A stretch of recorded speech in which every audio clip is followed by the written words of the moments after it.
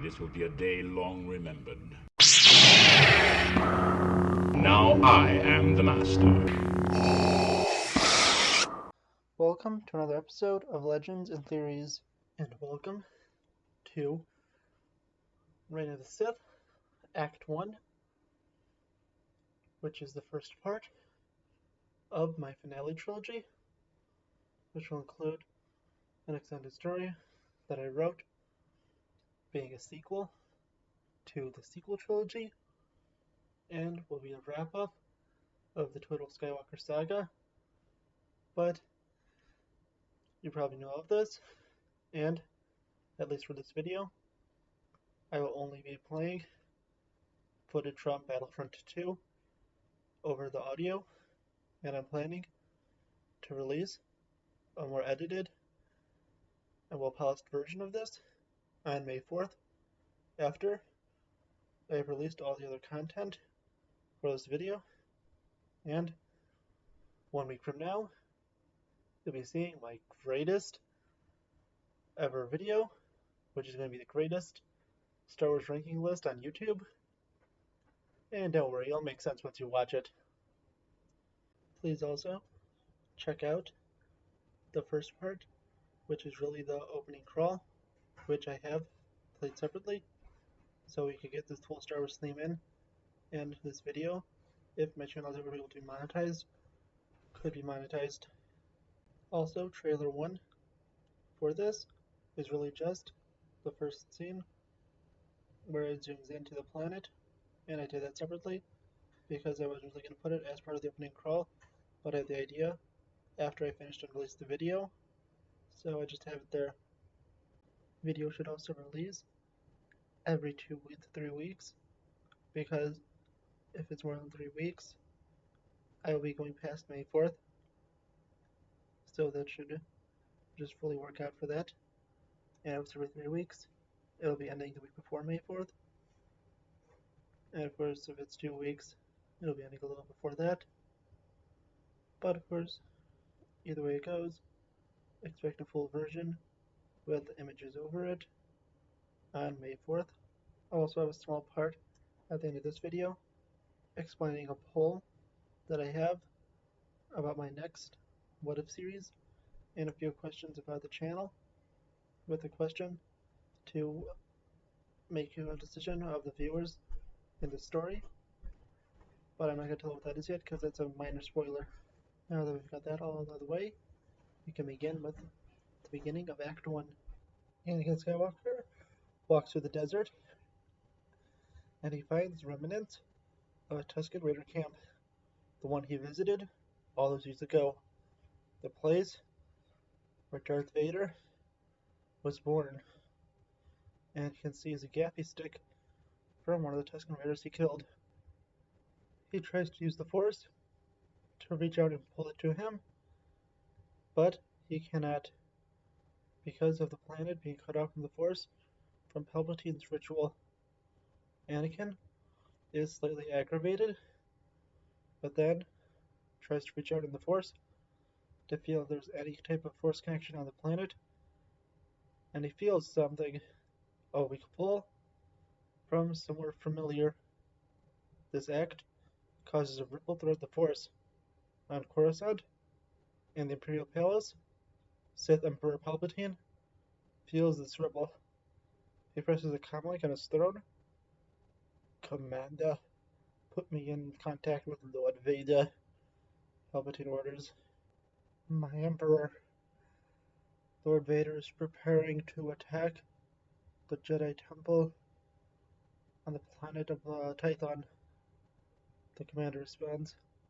We now cut to the new Jedi Council, which is meeting to discuss about all the Jedi Palpatine killed and how to deal with Palpatine.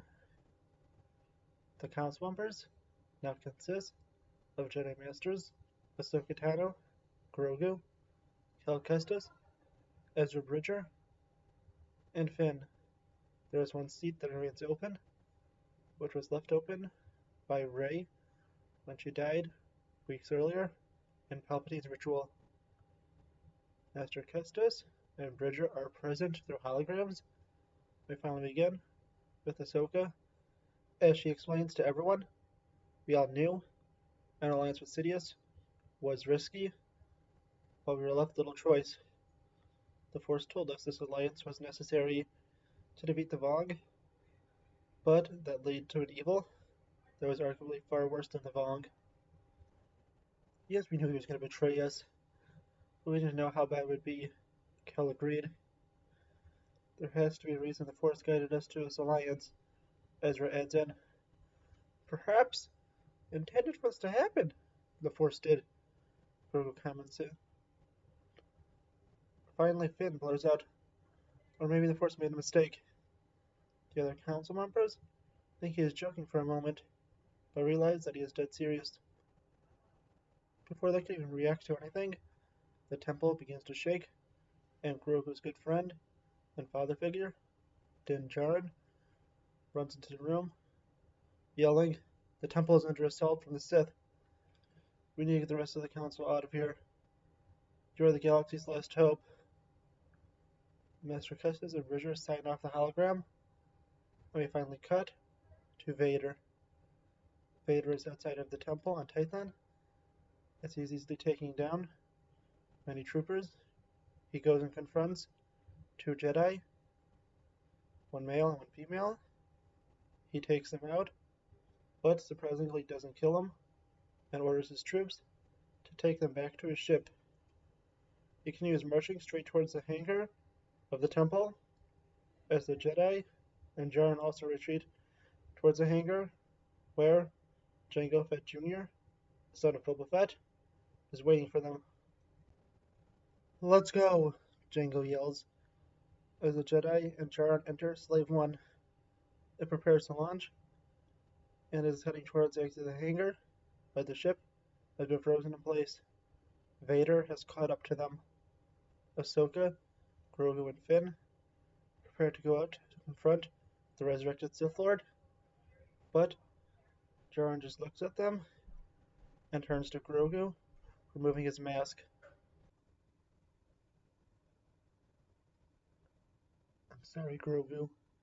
Grogu looks confused, but quickly, him, Ahsoka, and Finn are hit by stun blasts as Djarin replaces the Darksaber by Grogu and turns around and grabs his old Beskar spear. There are tears in his eyes as he says goodbye.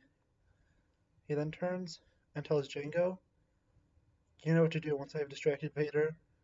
After you've done it, get them out of here. Tell Grogu that I miss him." And Jango nods as Djarin jumps out of the ship.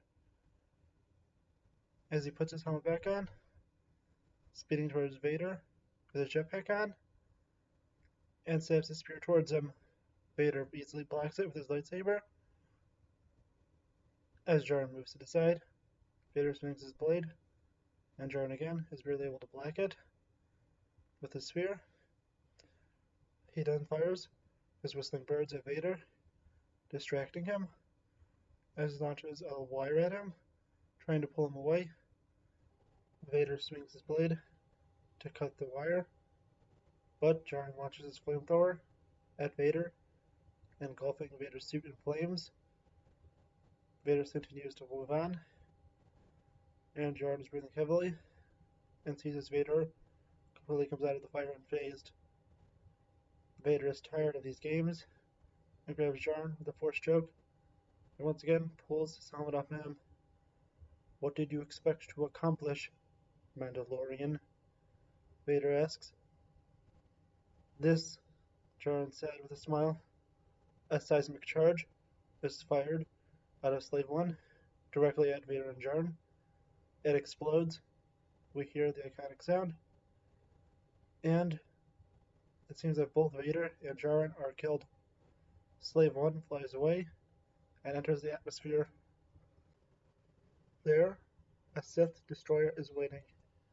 Sith destroyers are large ships that are shaped more like an isosceles triangle and the more equilateral shape of Star Destroyers. There's a smaller triangular bridge popping out of the near front of it. And inside, the Sith commander we heard earlier is on this bridge, which is larger than it seems, because the part that's visible of the bridge is only a small viewport. We go now and focus on the commander. We cannot see his face. It is covered by some type of mask, which has many wires going into it that goes up into the ship. He is commanding from the back of the bridge, where there are many hollow maps around him. How many fighters do we have left? Only a squadron of TIE pods. He says, only talking to himself. He finally turns to one of the officers in the room and orders them to launch a squadron of TIE pods. We finally see multiple TIE pods launching out of the Sith Destroyer. And what a TIE pod is, it's not a Tide pod, the thing you use for like laundry. It's a TIE like a TIE fighter. It's just basically the center part of a TIE fighter that has a droid braid controlling it. It shoots a laser out of the center where the cockpit usually would be. It has an engine on it, and it's filled with explosives, so it could try to destroy a ship once it gets close. Slave 1 flies around, shooting down many TIEs, but they begin to get closer and closer as they begin to overrun Jango. He begins to set the course for hyperspace, and we begin to hear the explosives arming inside of the TIE pods. Beep. Jango pushes some coordinates in. Beep.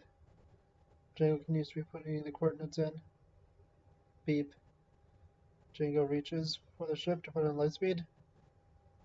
The TIE pods begin to explode, and Slave 1 launches it to lightspeed, barely making it past the blast. Now we return to the surface of Tython. We see Din Djarin's empty Beskar armor lying on the ground, and next to it there is a still alive Vader and the remnants of his heavily damaged suit. The Imperial commander, back on the bridge, decides not to report that the Jedi escaped, but simply informs Vader, Lord Vader, the Emperor needs to speak with you immediately. We now return to the interior of the Sith Destroyer, where Vader kneels in his damaged suit. As a hologram of Emperor Palpatine appears, Lord Vader, is the Jedi Council eliminated? No, my master. A Mandalorian sacrificed himself to ensure their escape. Palpatine looks only slightly annoyed and continues, most disappointing, Lord Vader. What are you thinking about? Vader responds, the Mandalorian distracted me until his allies could fire a seismic charge. It should have killed me. I know that you did not make me immortal, but how would I have survived that blast? Palpatine is shocked. He doesn't show this on his face, and begins to think, could this be connected to the disturbance he felt on Tatooine, which seems to be getting stronger and stronger? He ultimately decides to ignore the question of his apprentice and continue on. Lord Vader, did you take any prisoners? Yes, my master. I have captured 2 Jedi. They seem to be lovers. Palpatine laughs. Bring them to the Citadel. I will put them through the Grievous program, and then send them to Tatooine. Vader is quiet for a moment, thinking if he should ask his master why they would be sending people to Tatooine. The world is dead. But he decides to keep quiet and not question his master, and simply responds, yes, my master. Vader now gets up as the hologram of the Emperor disappears. He goes to a Mandalorian forger in a black suit and finally tells her, "Forge me a new armor out of this Beskar." He tosses Din Djarin's armor to the ground in front of her. We finally return to Slave 1 as Ahsoka begins to comfort Grogu. The ship comes out of Lightspeed to a new fleet made up of Mon ships and newer Venator-class Star Destroyers, that are known as a Jedi Cruiser. Ahsoka definitely feels sorry for her friend. She realizes there are many benefits for the Jedi becoming less strict and allowing relationships to happen, but she does see the downfall of it, as her good friend is now having to deal with this very emotional response to the death of a man he saw as a father. Grogu looks on upon the Darksaber, thinking about both how Djarin sacrificed himself for him, but how he must be able to take on his legacy. And Ahsoka is trying to wonder and figure out how Vader could be back with no trace of Anakin Skywalker left inside of him. Even when they fought on Malachor, she could feel a small portion of Anakin inside of Vader, but now that's fully gone. Now we finally return to Anakin. He has finally reached the point he felt the Force connection in, and reaches out to pull what it is to him. Out of the sand comes his lightsaber, and it flies into his hand. Anakin ignites the blade and walks up to a small hill in the sand and looks into the sky, where he can see the faint outline of twin suns rising. We finally cut to space right outside of Tatooine, where we see a heavily damaged Millennium Falcon. We see C-3PO lying in one corner with no power, Chewbacca lying in a medical station in a coma, and finally see R2-D2 beeping as he moves around the ship. That is the end of Act 1 of this movie, and I've set up very many interesting things. I will explain the ages of everyone in a separate video, but I have this film set in 50 ABY, which is 15 years after Episode 9 ended. This, of course, takes a few weeks after the Yuuzhan Vong War ended at the Battle of Tatooine. I mainly did that because even though there's some things I set up for Anakin, he's not going to be able to survive that long on a desert planet with absolutely no life or water. So I decided to have it set a few weeks, and he's using the Force to be able to sustain himself for now. I'll be going into, of course, the ages like I said earlier. And finally, please check out the poll that I put in most likely the comments and in the description. That will ask you what the next what if / multiverse style series should be.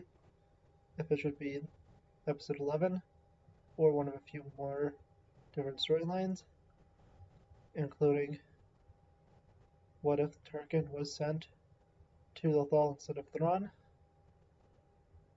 What if the original Avengers were comic accurate, which means Iron Man, Thor, Hulk, Ant-Man and the Wasp, the original ones? What if Batman's father survived, but this was more of a Telltale universe, where his father is a criminal? And finally, what if Aragorn joined the company of Thorin Oakenshield in the Hobbit films, only because in those films he would be old enough to join it, because in the books he would only be 10. Then I have the Grievous program, which I mentioned earlier in this will turn one of the two Jedi into a new version of General Grievous. It'll be more explained in that episode, but I'm really wondering. I want the fans to decide, or at least ones who watch my channel for now, if that Grievous should be male or female. It could be either way, and I'll say I'm cool either way. That's why I gave the vote up, because I think it's great either way, and I want people to decide. I'll also ask a few questions about it, like if you're subscribed, and what videos you like, and how you enjoy the content overall, and any suggestions you have. I don't know those exact questions, I'm just trying to quote off memory, but thank you for making this possible, and I can't wait to get Act 2 done. Thank you for watching this episode of Legends and Theories. Please like the video, leave some comments, subscribe to the channel, and share it with your friends, and may the Force be with you.